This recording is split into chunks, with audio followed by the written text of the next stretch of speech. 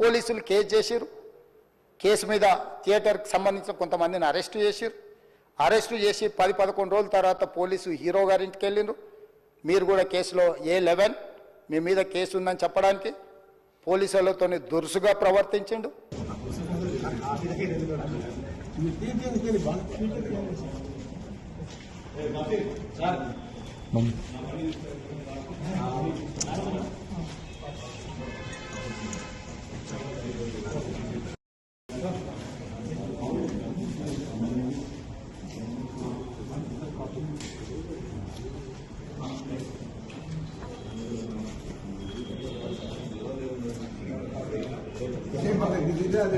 చెప్పండి.